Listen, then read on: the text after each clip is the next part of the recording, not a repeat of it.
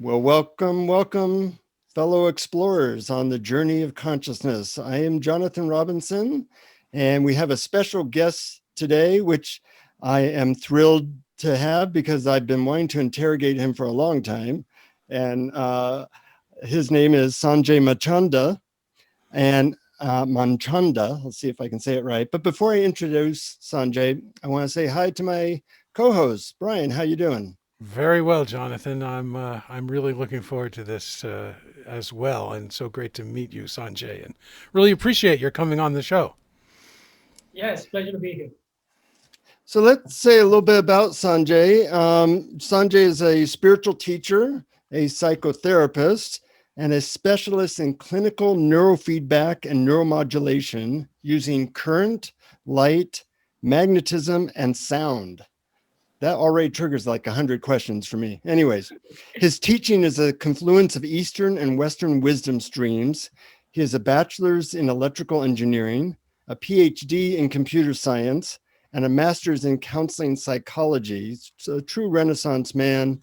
I've been to a bunch of his workshops. They're really practical, really great. Welcome to Awareness Explorers, Sanjay. Wonderful to be here, Jonathan and Brian. You have a very unusual background, both as a therapist, as a scientist, as as somebody who's really focused on awakening. Um, just briefly, since people may not know you, how'd you get into all those different things? What was the impetus for all of those things? Yes, when I was very young, I was very sensitive and quite affected by everything around me, emotional, and generally affected by what I experienced as suffering in me and around me. Mm-hmm. And also had a bright mind and really tried to use my mind to try to deal with this issue of what I experienced with suffering. And initially, my approach was to follow science as part of my education. So I was very interested in science and engineering. And so, as a consequence of that, I actually, I grew up in India and I left India and came to the US to study further. And my impetus was really to try to get to the essence of what life was about. My idealism was all about, how to find out what life is about, how to deal with suffering, and really follow the arc of science. All the things that they never teach you in school. Yeah, exactly. Right. Right. And, cut the story short, it wasn't quite working. And after I studied more and became a professor, and I realized that, I was at some sort of apex in my life, and it just wasn't answering my heart's calling. And Yeah. and part of the issue was I was always very anxious when I was young, and then I became depressed on top of it. And that's when I really started to turn back to more like the Eastern practices and started doing yoga and started meditation in a big way. Actually, started meditation with Shinzen Yang, which you both know, whom you both know here in Tucson. And actually, I started meditation here in the West, not in the East, not in Delhi, although I did some yoga there. And as I started to investigate these practices, I realized that they were about addressing my heart's calling. And there was a scientific approach, especially initially studying a lot of the original Buddhist methods, really Mm-hmm. investigating our experience. And so as I did that, I found some relief and I found some insight into what was happening with me and my whole system. So that started me on a path of really, as my usual habit of really immersing myself fully. And Mm-hmm. first I was overdoing science, now I started overdoing meditation, like a lot of us, Yeah. and yoga and so on. And then I ended up quitting my job as a professor of computer science here at the U of A and really going back to India for my own spiritual journey. Spent a year in India with different teachers, and and at that point had a big awakening with Papaji, who's like a famous. I was with Papa G for a while. Oh, you were? Okay. Yeah, Okay, I was there yeah. in 91, actually. I was there in 92. Uh, we almost missed each other. Yeah. I hung out there and, the Ramana Maharshi ashram in South India and various places. And and so that was a big change in my life. And then at the same time, I realized that there was all this inner conditioning, all this inner turmoil that was still there, although I had access to this place outside all the drama in my mind. But I still had to deal with it. And then I was inspired to come back to the US and actually start to look at some sort of therapy approaches, which also interested me. So my life has been sort of bouncing back between East and West in different ways. That will become clear. So I came back. I was just after, before going to India, I had attended this workshop by Arnie Mindell, who's a physicist turned Jungian psychologist turned therapist, teaching something called process-oriented psychology, which Hmm. involved a lot of the body and movement work, very similar to what is now somatic experience, Hmm. very like a precursor to that. He's a great teacher, very playful. And I had a big opening in those workshops because I loved his approach, his playful approach, and a completely right-brained approach to things, you know, where you just started with a symptom, amplified it, used your imagination, and seen where it went. And so I decided to study with him for a while. Did just one workshop after another for months on end, and I found that I could go back to this place of inner freedom, starting from a bottom-up approach where there was some symptom or difficulty I was experiencing. We would amplify it, examine it, and express it, and then I would end up in freedom. And Yeah. so there was this completely different approach from the Eastern approach, more psychological, more expressive. And that started me on a whole other journey of studying therapy and even other forms of body work and energy healing and so on. So And you were using your mhm, conditioning and your triggers as a way, as a path to awareness and freedom, correct. which not many people do. And I think it's a really underutilized approach and a way to bridge East and West. And, something what you said, which really struck me is, you're obviously very smart, that you would immerse yourself in things that were not your predisposition, like body or heart stuff. And I think that's really underutilized as well. And I've done that too. And it's not easy because, we have these heads that want to take everything. And then you're kind of like starting over. Oh my God, starting over with trying to work out, the heart aspect of spirituality or the body aspect. And I really respect you for doing that. And somewhere along the line, I guess you got into like trauma therapy. Yeah. So firstly, to amplify what you were saying, that's a really important point, which I was trying to make. So you picked that up, which is that my training till before I got into meditation in a big way was all very left brain. So Mm-hmm. it's very much in my mind, lived a distance from my body, very conceptual. And then as I started meditating, especially at that time, we were doing a lot of meditation on the body and body sensations, body scan, Vipassana style, Goenka style. And I found that was critical. I really needed to do that. So I did a lot of that. Then I did this kind of amplification work with body symptoms and movement. And it was a lot about really engaging the other side of the brain, you could say, really engaging the right side and really bringing it online so I could feel, because I could intuitively see the holism, the wholeness that I felt from doing that. So I spent some years pretty much ignoring the left side. Even when the internet was coming online, I wasn't part of that revolution at that point after even being a computer science professor. I mean, for a while, I didn't want anything to do with my left brain in a way, almost to an extreme. Mhm. And at some point later, it was about integrating the two sides. That's when I Right. started to get into more technology for meditation and brain stimulation therapy and so on. So that was like a return to the left brain, return to integration of the two sides.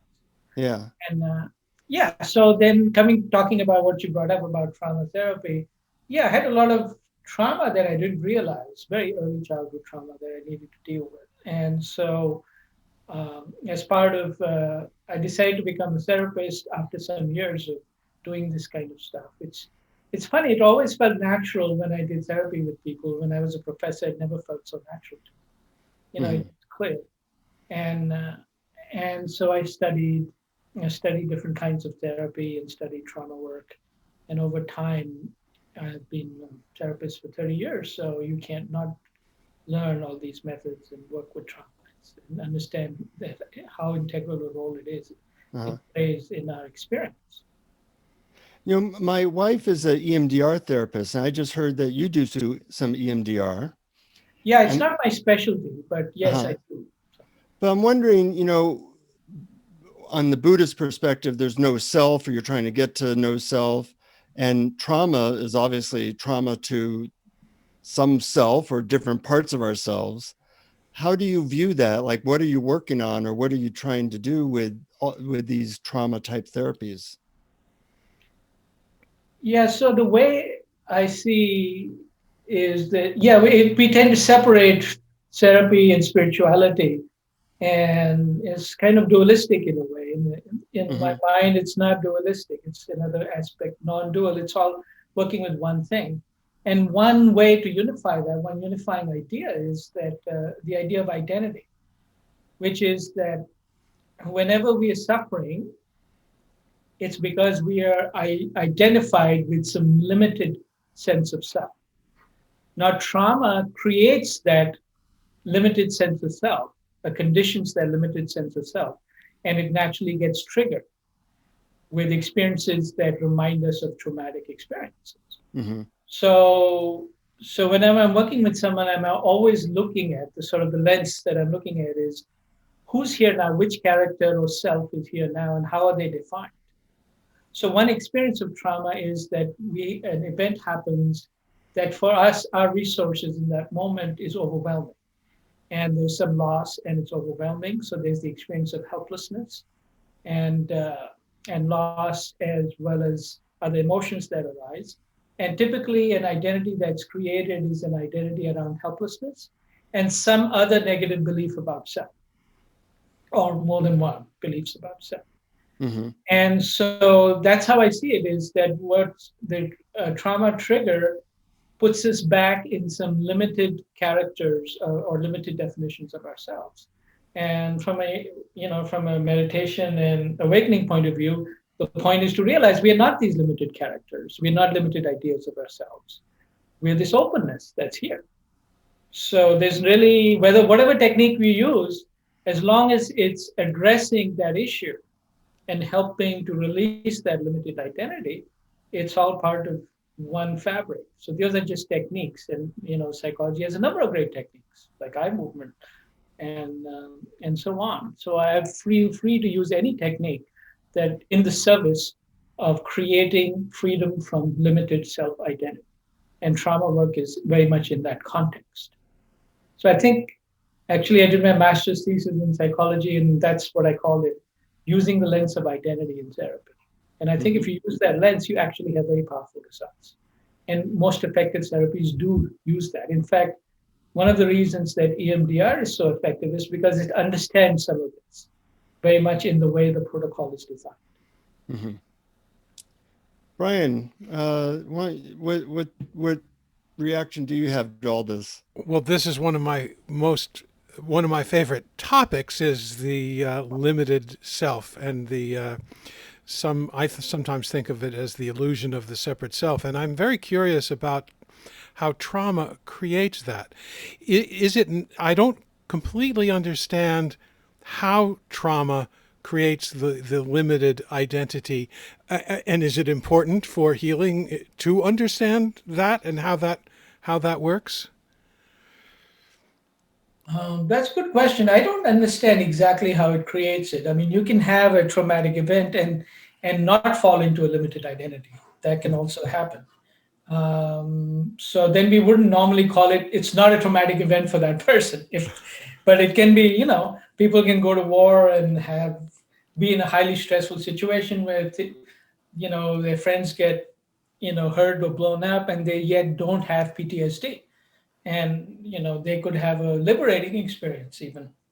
So I do think that the actual causes are not understood. But what I would say is that as human beings, we're deeply affected by our feelings and our emotions.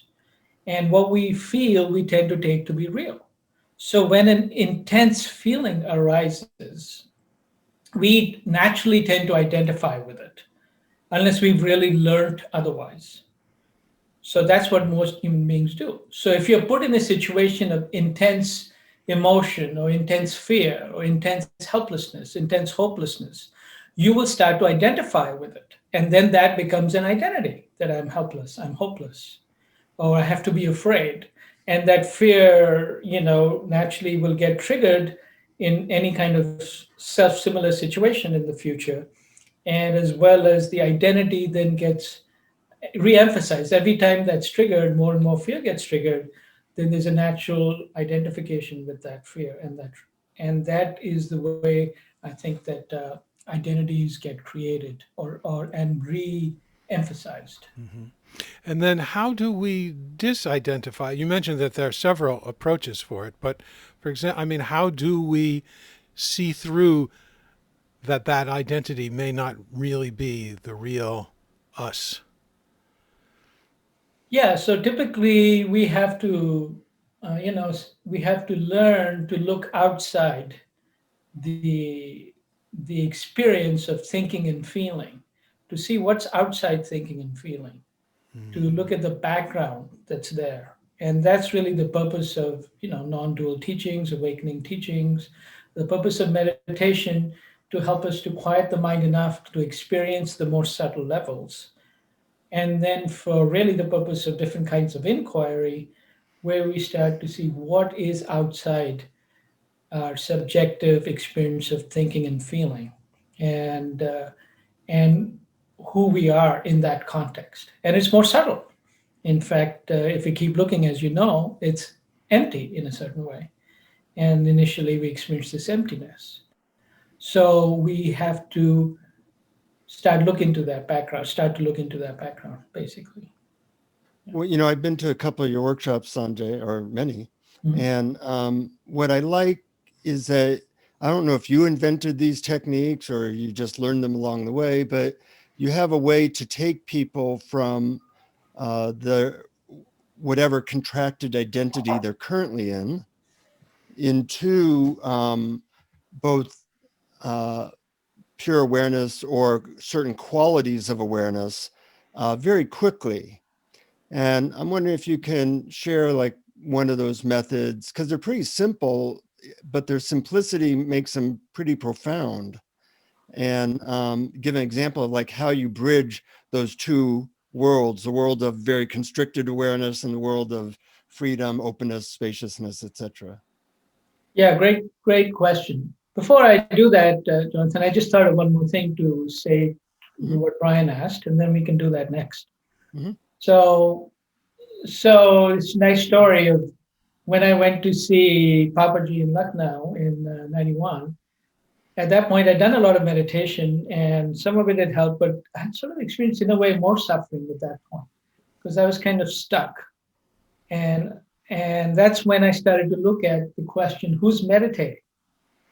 And and then I realized initially that the person meditating was someone who was very determined and worked really hard. That's an identity that I had built up to deal with life and my own difficulties.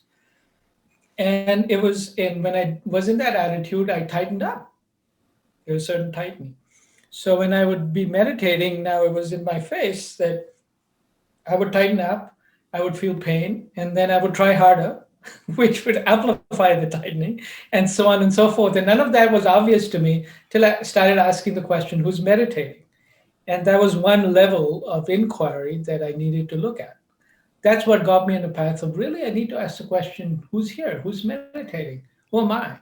And then when I went to see Papaji, who was a student of Ramana Maharishi, the first thing he did was he said, "Oh, looks like you really want some help." So yeah. He said, well, you need to tell me who you are. But before you do that, I want you to be willing to give up everything and be completely naked. And by that, what I mean is that you are not allowed to use a single idea, a single concept. You have to strip yourself completely naked. You cannot use a single concept. And then he looked at me very fiercely and all his awakened energy. And I was like really determined to answer, do it the best way, and really focusing on it. And I was like, yeah, okay. But actually, there was nothing to say. What are you going to say? Who am I without a single concept? Who are you without a single concept? But it is who you are. It does exist. It doesn't exist in concepts. Who you are is not a concept. It's just that can't be answered through concepts. And in that moment, this burden that I felt just completely went away, just instantly.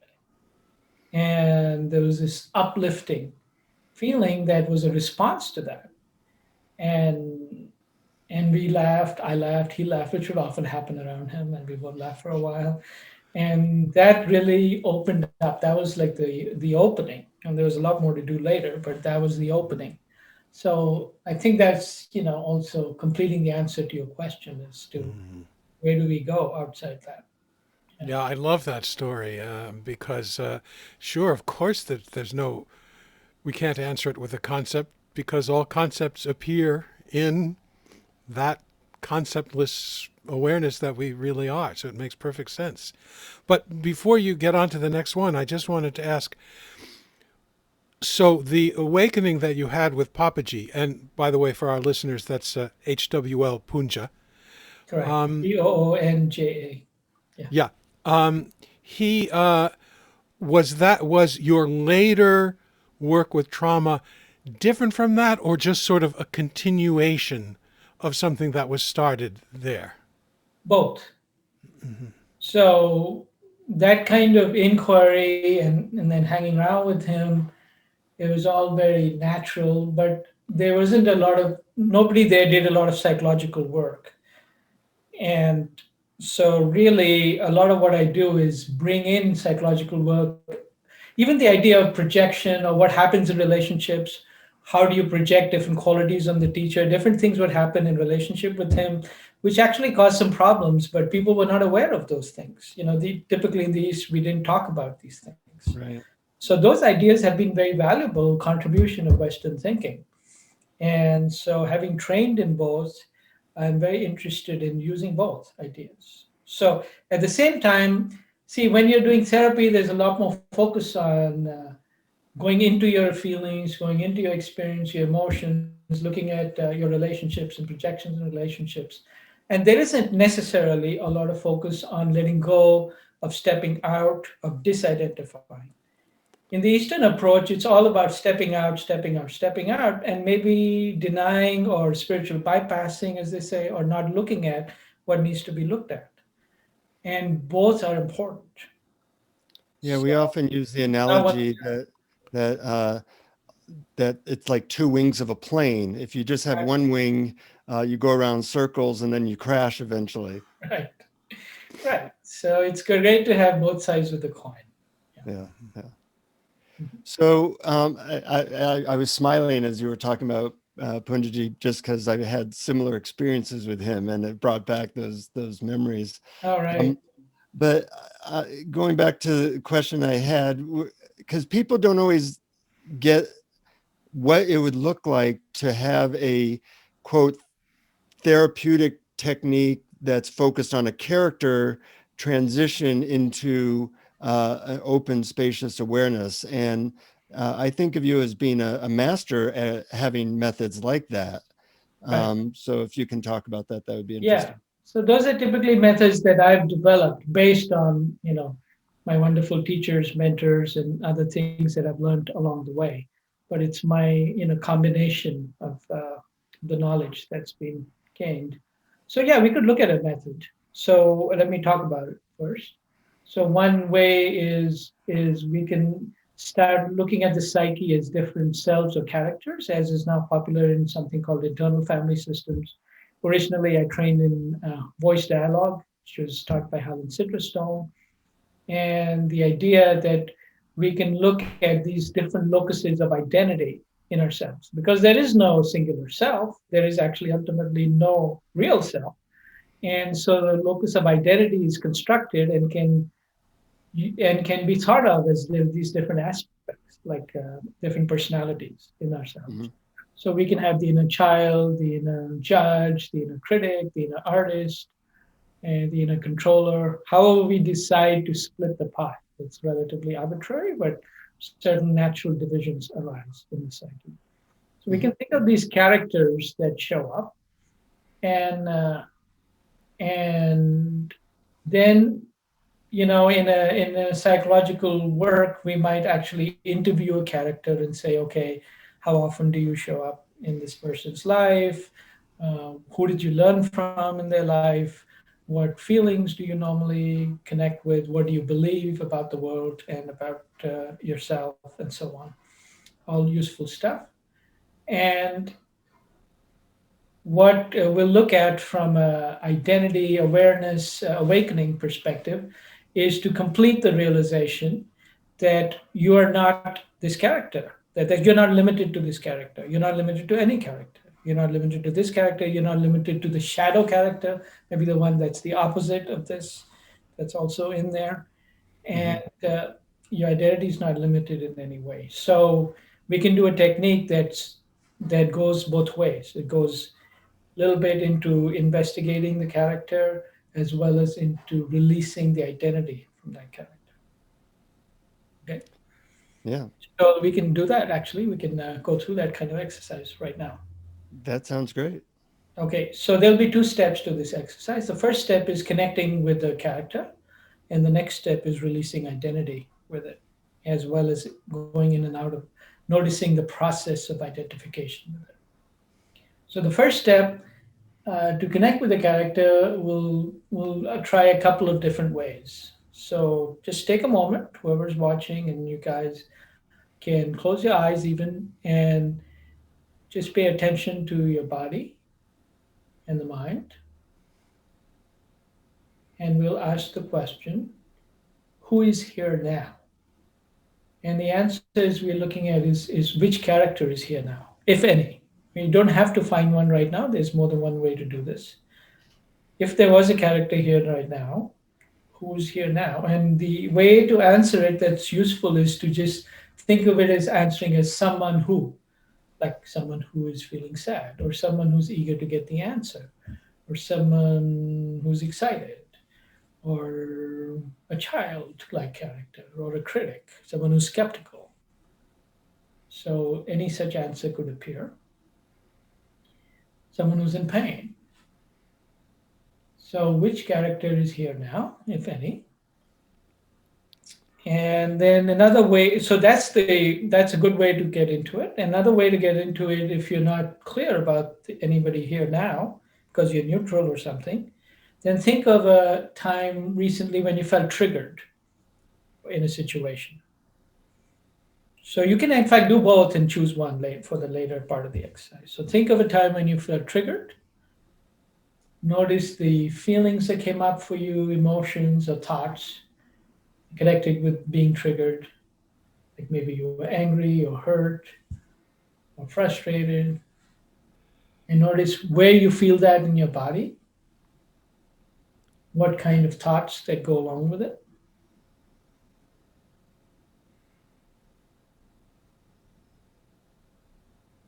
And then ask the question, which character is here in the trigger? There'll be more than one maybe, but you can pick any one. Or you can notice there's more than one.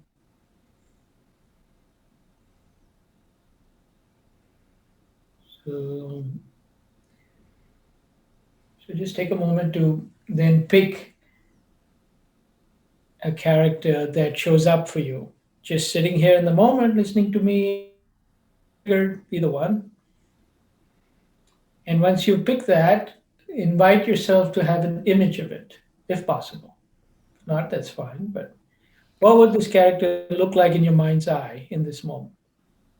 So we're using some kind of active imagination process, simple. What does it feel like to be this character? What would it look like? It doesn't have to be a clear image, or could be even a symbol.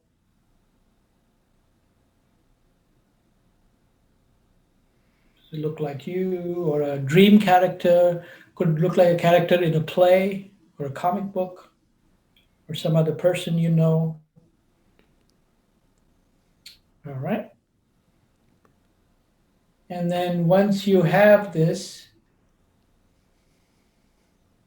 okay, actually, then we're going to go on and work with it further. So before we do that, let me just ask you, since you're both here, just to illustrate this, did you both find a character to work with? Yeah. Yes. All right. All right. Did you get an image? Hmm. Yes. Okay. Does any of you want to share anything about it? You don't have to, but Mine was my second grade self who was sitting in class and who didn't understand what was going on and was upset and shamed and angry about it. okay. Okay. Okay. That's a character. That's pretty clear. It started just because I realized that what was present was the one who is trying to do a good job. And then Yeah. Right. that sort of started there with the present, what was happening now, and then that past character came in. Beautiful. And it's very interesting to just see who's here now, because often we'll find a character that starts there, which is someone who's trying to do a good job or get the answer, Right. or try really hard. And these are all very relevant characters that we live our life through. Like Hmm. when I was asking who's meditating, it was the guy trying to work really hard, really determined to get ahead. Yeah. All right. And I had a what I call the abandonment fearer. A Okay. dear Fear. friend Yeah. who someone very close to. I not sure how that connection will be going forward. And that probably started when I was 3, and my mom was getting divorced, and she wasn't there. And I had a picture really of a 3-year-old. Okay. So you both, yeah, went deep there to these parts of us that are like children, and they Hmm. do often, in a way, control our lives in some way. Hmm. So, okay, so let's take the next step. So the next step is you're going to notice the feeling of being this character, the image of this character, and then you're going to try the following sentence completion. If I could, if I stopped limiting my identity to this character, then I would feel. So you can say that to yourself or just listen to me. If I stopped limiting my identity to this character, then I would feel. Because ultimately we know we are not any particular character. So if I stop limiting my identity to this character, it's still there, we're not getting rid of it. It's included in the wholeness of who we are. But if I stop limiting my identity to this character, then I would feel. And then you're going to let your body respond. So the idea is to have a feeling kind of a response. Does your body relax? Does it tighten up? Do you not know? Not knowing is a perfectly valid answer. If I stop limiting my identity to this character, then I would feel, and just letting the body respond. Maybe you'll respond with relaxation or tightness. And then we're going to repeat it. If I stop limiting my identity to this character, then I would feel, and give it a moment. So, right now, if I stop limiting my identity to this character, then I would feel, or I feel, and just noticing any shift in the feeling experience. Because that's what makes something real to us, a shift in feeling.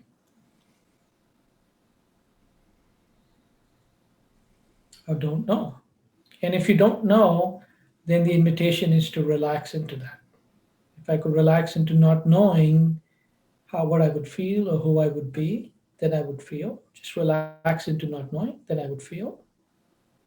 Definitely do that if you're experiencing any not knowing, or just explore it anyway.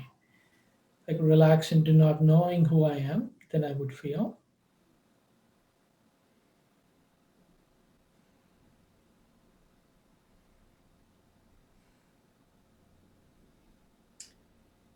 I could let go of limiting my identity to this character and relax into not knowing, then I would feel.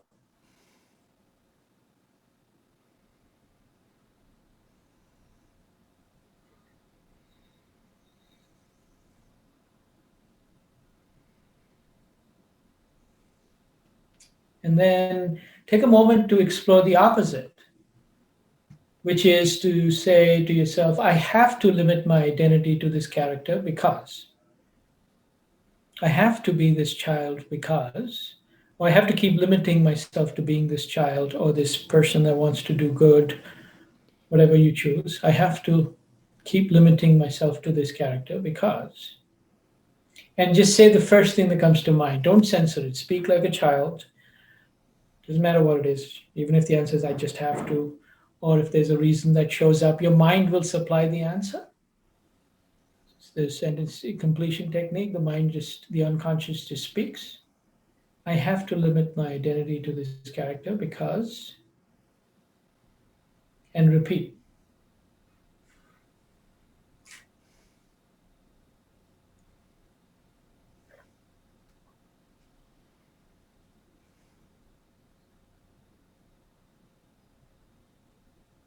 I have to limit my identity to this character because,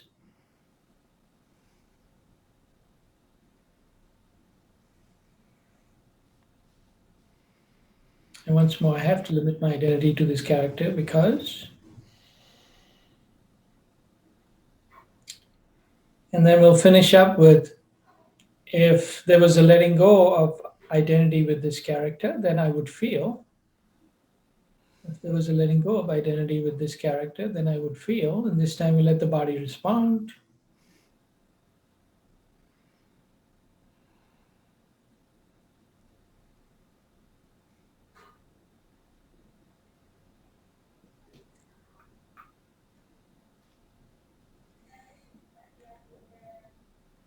All right, good.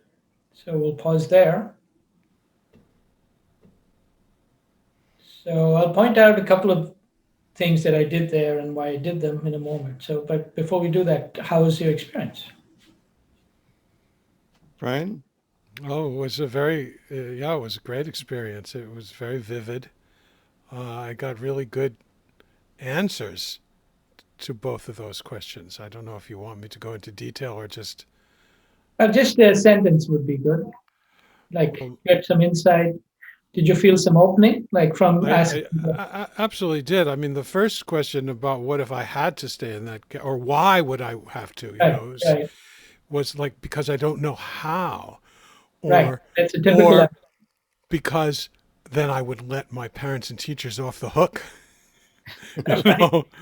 right, And if I allowed that not if I were free from having to identify with that character or being that character, then I would feel free. I would feel capable. I would feel confident. right, right. How about you, Jonathan? Well, I've done this method a lot. I find it very effective, very eloquent in taking me from some stuck place to spacious awareness in a short period of time. And I like how you ask both sides of the question, because I picture like a nail a little bit in a board, and you're hitting it with a hammer on one way, and then you're hitting it on the other way, and eventually the nail, gets out Takes of the loose, board. or it's like a drawer approach. You push and pull the drawer. Yeah, yeah, Right. yeah. So you're kind of loosening this character up until it just says, okay, let's go into presence. And so and also the insights of what is said when you ask, I need to identify with this character because sometimes what you hear and what you learn from that is very insightful and interesting. Yes. So there we're taking both like a traditional approach, a little bit of a traditional approach in psychology. In depth psychology, you like to go deep into reasons or the past or history or into the unconscious, you would say.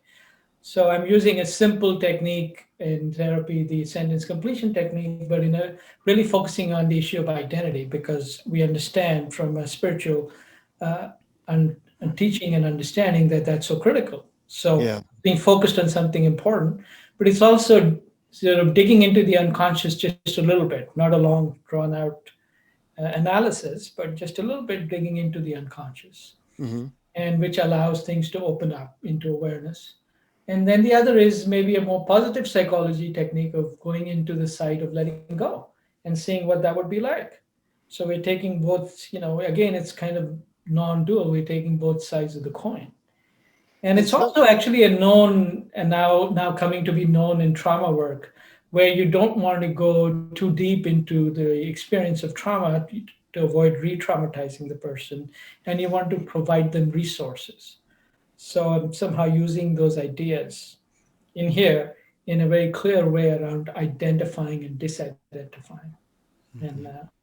and and you also sometimes use what you called qualities of being, where your inquiry or your questions are guiding people towards specific qualities. I found that really interesting because, I mean, it's so simple and so direct, but I found it worked really well.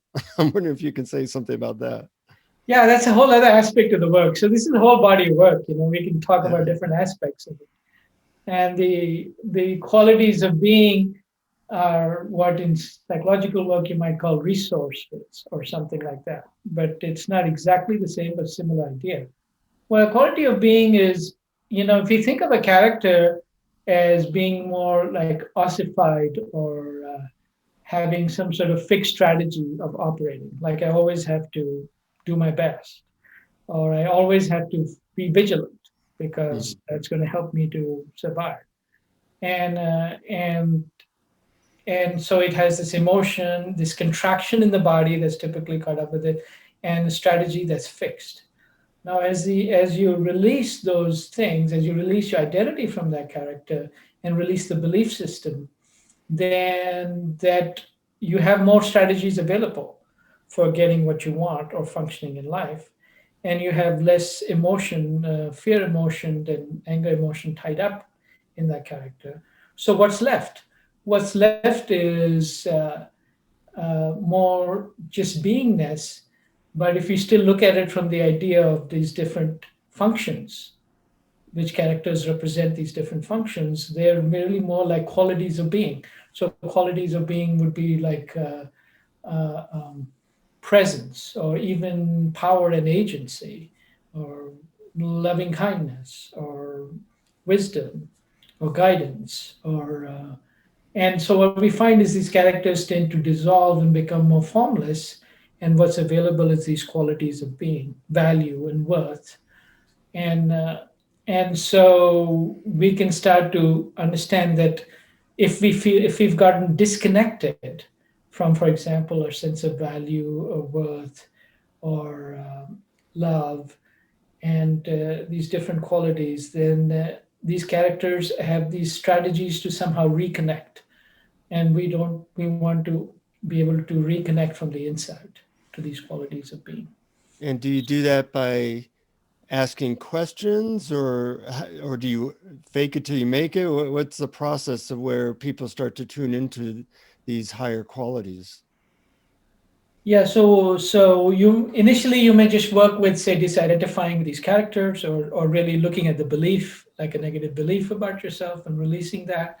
Hmm. And then then the next step would be to see the qualities of being that are trying to arise from a more fundamental space. And then there's different techniques you can use for that. So, for example, we can connect with, say, let's say if you work with the feeling of safety. Okay, so you can actually start to even explore the idea of, what if I could feel safe right now? How would that feel? Hmm.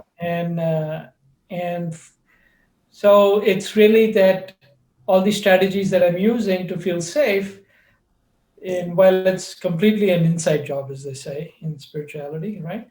And so what if I could let myself feel safe right now? And and so if you want me to look at the technique, we might say something like, oh, if I could feel safe right now, then I would feel, and just let the body respond. So you can try it right now. If I could feel safe right now, I would feel. If it's an issue for you, it'll create some shift. Like your body will either resist it or will relax more. if you already feel safe most of the time, it may not do much for you. You might want to work for a different quality. And then you also do the opposite. I cannot feel safe right now because, and see what comes to mind. Mm-hmm. I cannot feel safe right now because somebody could judge me. I cannot feel safe right now because all these people are watching the video. They might have a judgment about me, or whatever, whatever shows up in your mind, right?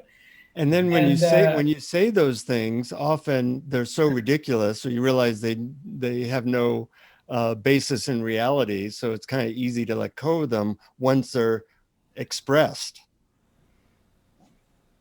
right, right. But the thing to work with qualities is a profound work, because it really will starts to look at different things, different streams of what's trying to happen in your life. For example, you may find that a bunch of your habits or even your addictions are connected with a quality that you're trying to achieve as a feeling state. Mm-hmm.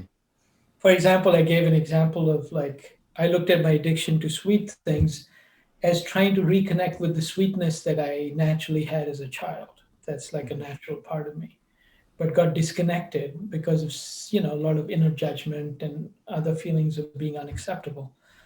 And so, what if I could feel that intrinsic sweetness that is a natural part of this personality? And that's such a beautiful thing. And did realize that, yeah, I have this feeling of loss of not connecting with it, and some habits of maybe eating connected, trying to reconnect to that experience, which in a way is intrinsically me at a personality level. So this is actually a profound idea, and I'm certainly not the only one to express it, but I sort of found my way into it in my own way. But it's also found in some other systems as well. I find it fascinating because you're not actually tasked, or we're not actually tasked with creating some sensation or feeling or emotion. We're using our imagination. What if we felt safe like now, right now? How would it feel? I remember studying Sedona method, and they would say, could you allow yourself to let go of wanting to be safe? And the answer was always no. I can't. I can't let. Right, right. Sorry. You weren't ready to do that, right? No, no way, Yeah, no you way. have to But sometimes dig a little deeper and say, no, yeah, I need to hold on to feeling unsafe, right, because that's what I would do with people. right. I say, But I before could, even you feel safe, yeah, go ahead. yes, but I could imagine, just Yeah, as right. you just took us through now, what if I felt safe?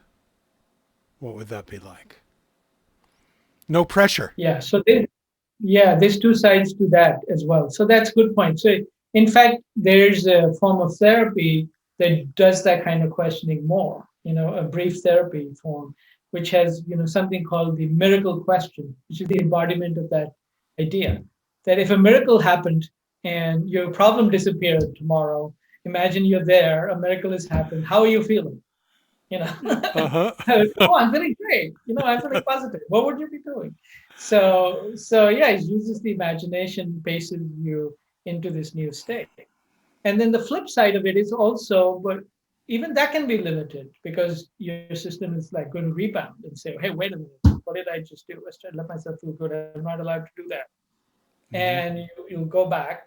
And then, but we can work with that too. We can say, okay, no, it's important to keep feeling unsafe because, and let's do some depth work here. No, I need to hold on to feeling unsafe first and just uncover that just a little bit. And then you find, oh, you can go back to feeling safe much easier. Mm-hmm. So, It so kind of clears the that path. clears the path. Yeah. Yeah. But So you're, in both cases, you're really working with what is really happening right now. You're not denying anything. It's what's present right now, and yeah, it's working. very present oriented work the way I do it. The past is fine, and we bring it in to the extent that it's clearly affecting the present. And we don't necessarily go into a long discussion about the story of the past, but it's certainly a part of what's connected to what the person might be experiencing right now. Right. Mm-hmm. It's great stuff. And uh, one of the things that I like about your work is, you're not limited to one modality, and you're actually pretty well known in the area of using technology to tap into higher states of awareness. Right. You're a little bit of a Renaissance man that way, Sanjay. And It's a whole other area we haven't talked about. Yes. when I told some friends that I was interviewing you, they said, ask him about that. We want the latest update. They said, I want to press a button and experience higher states. How far along are we? And I don't know if you could say anything about the interface of technology and higher states of consciousness, and whether you think that's possible, or if it's moving along, or what the future might be. Oh, it's definitely moving along. Yeah, we're making good progress. Um, you know, I still think it's in a holistic context. You know, that doesn't exclude all the stuff we've been talking about. Mm-hmm. That in fact, it could put you in a crisis where you need to do more of your inner psychological and spiritual work. Just like you can use sacred medicine to move into some new states, and then use that as an impetus to do more practice or need to do some inner work. So I think it's in a holistic context, but it certainly has its own value and power and benefit that can come from using technology in specific ways to help us to accelerate our path into deeper states of meditation, as well as moving towards awakening. Mm-hmm. So the basic idea there uh, is to that we have been exploring is to either use some form of biofeedback, like neurofeedback with the brain, to train the brain into some different states. And even more interestingly, lately, using some low level energy transfer into the brain. So we can transfer some low level energy of light, current, or sound, or even ultrasound to actually turn on and off certain parts of the brain, which we know are relevant in, for example, in focusing, or even more importantly, in self referencing. So, what we're talking about is how would we connect brain functioning and, say, inputting some energy into the brain to go into a deeper state, or having some insight. So, one way to start thinking about it, one simple way to think about it, is that research has shown that when we have self referential thought, certain parts of the brain are activated. For example, called the default mode circuit, or particularly a single node in that circuit is very important, which is the posterior cingulate cortex at the back of the head. And so, one question that people have asked is, what if we can turn that off temporarily using some technological mode? What would happen then? And so, research using neurofeedback was shown that yes, indeed, when people in a deep state, that part is quieter. And then, my friend Jay Sanguinetti, currently at the University of Arizona, along with Shinzen Yang, actually has been experimenting with using ultrasound, to literally beaming ultrasound into that part of the brain to turn it off temporarily. And they've done some studies in the MRI, in the fMRI machine, to show, yeah, it does do that. And in fact, the subjects have reported some deep quieting and really a profound state of peace that shows up. So that study is being conducted. Not only that, I was in a room where Jeffrey Martin was doing that, and you were there, and they were doing it to another person, and I could feel their peace very clearly. So it almost seems like a person then becomes like a transmitter of that peace, possibly. We are all transmitting all the time, whatever Yeah. states we're in. So definitely happens. And yeah, so we actually, before these experiments in the UVAs, Jeffrey, Jay, and I were, lived in a house for 10 months in Redwood City and played around with this technology. Well, actually, Jay and Shinzen started this, but then all three of us played around for 10 months, and we've been getting some awesome results with that.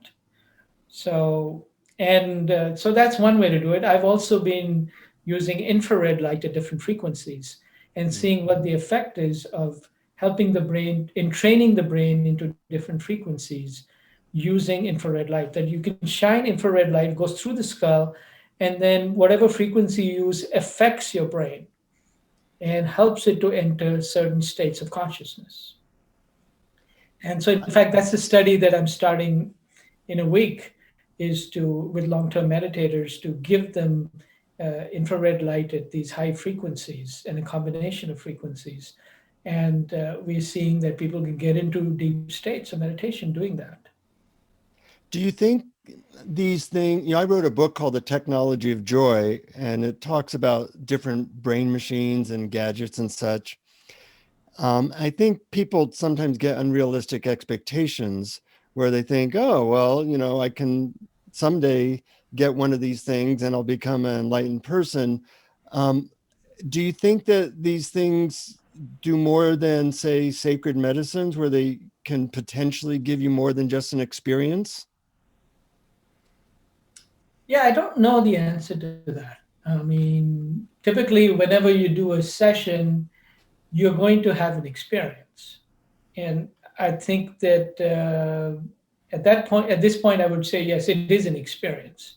So what you get out of it will depend on the context in which it's done, just like with medicine, as well as the teaching, because ultimately waking up is really about self-realization. It's about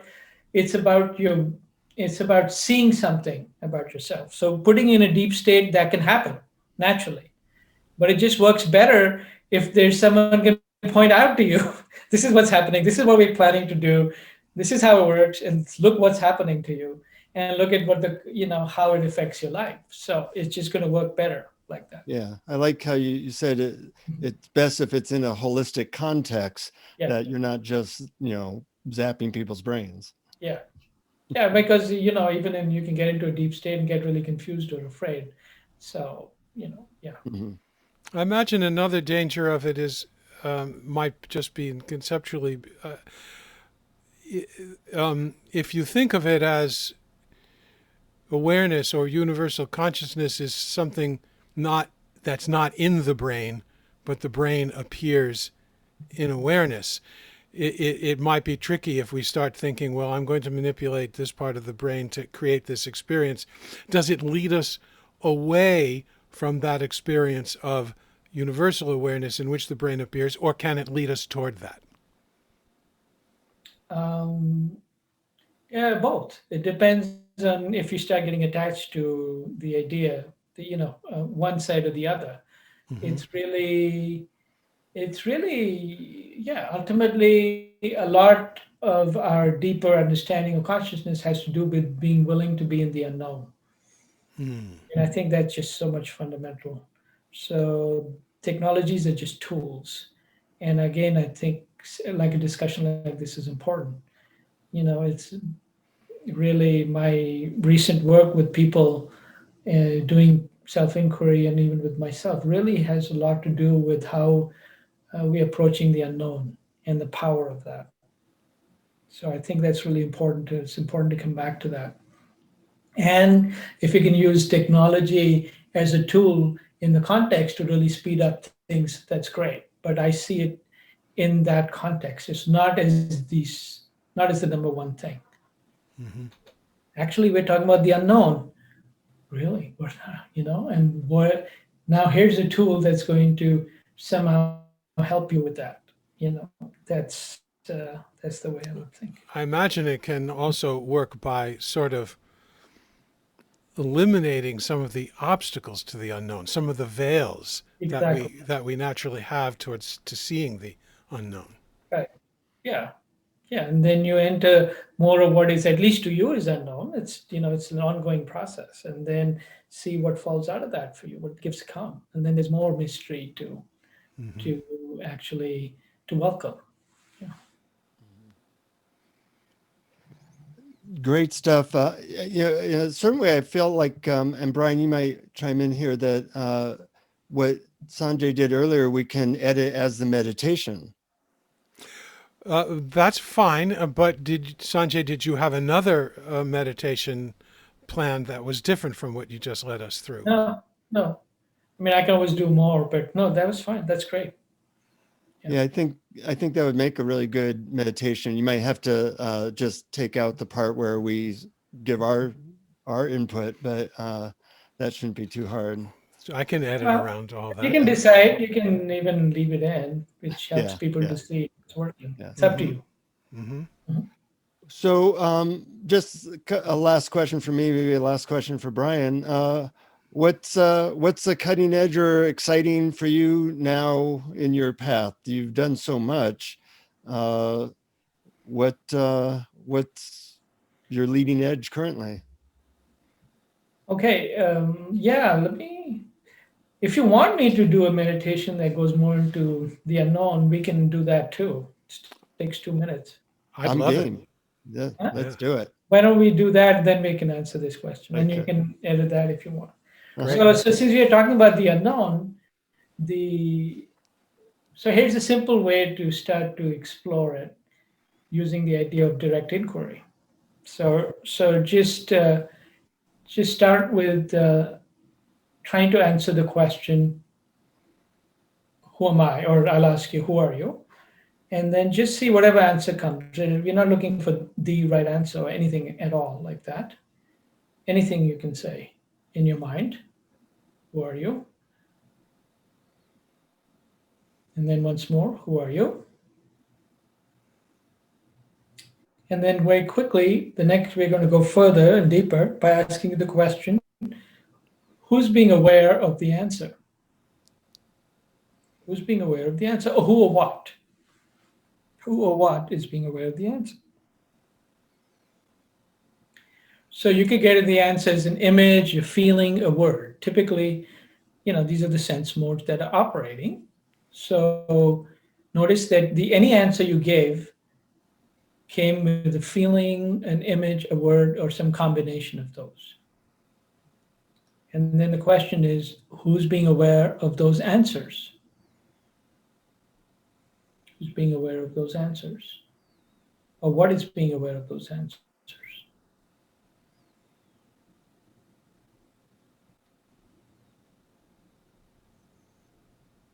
And whatever answer you give, if you can feel into it, or your answer would be maybe you're not sure. So don't skip over that not sureness. So some of you will ask again, who's aware of all your answers? And notice that you don't know. You're just not sure. And then the next question is, can you relax into that feeling of not knowing? And what would happen if you did? What would happen in the body if you're okay with not knowing?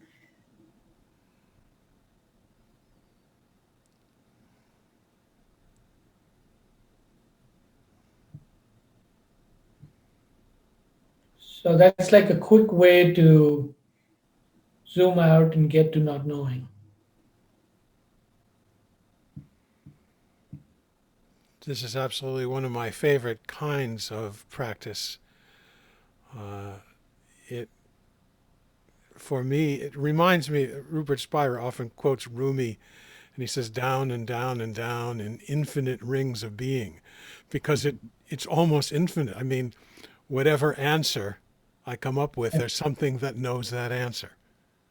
Right. What is that? And then if I come up with an answer to that, what knows that?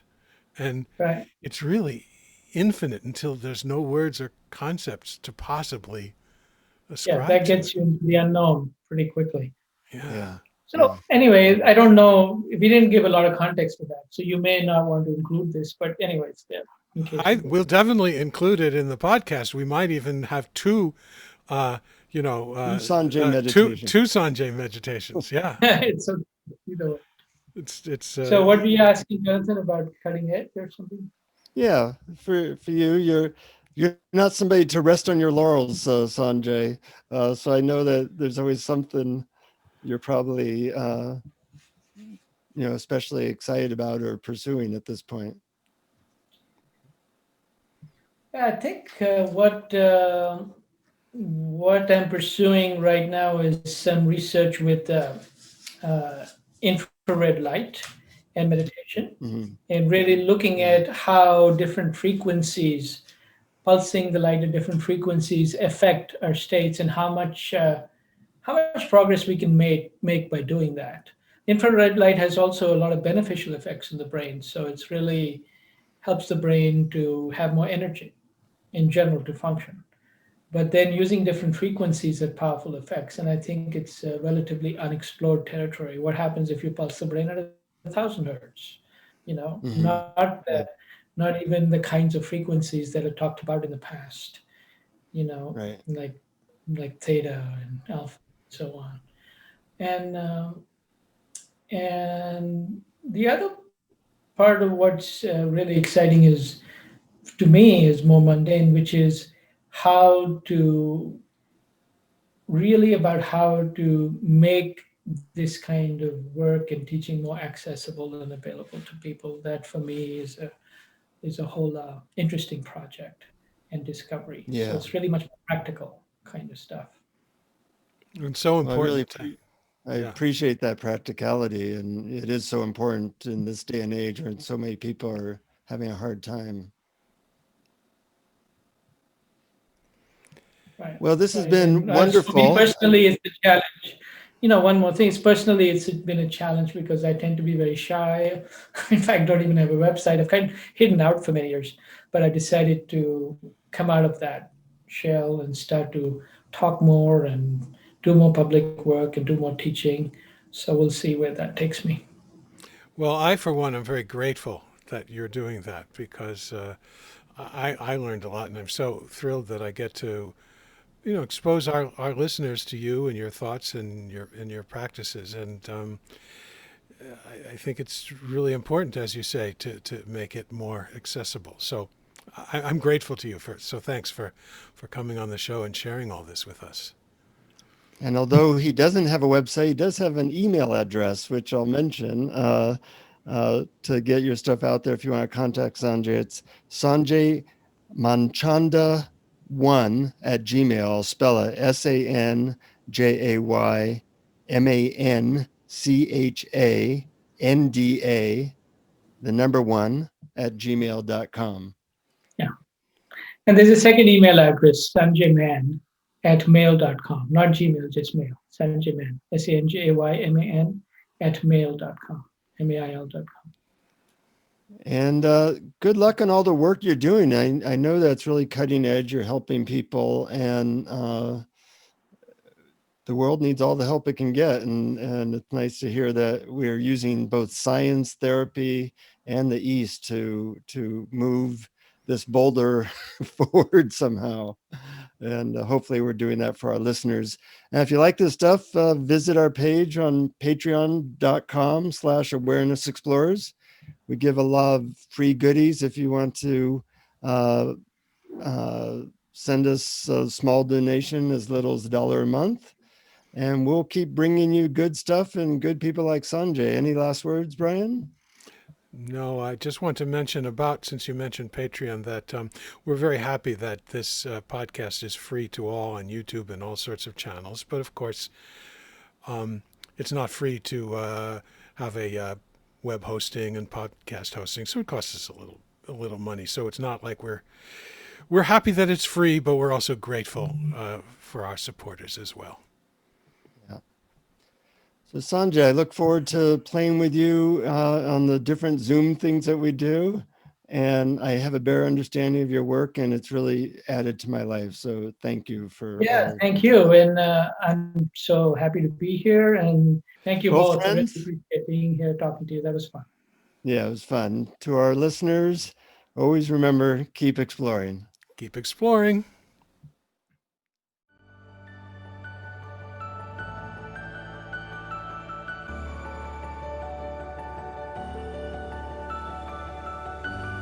Thank you for listening to Awareness Explorers.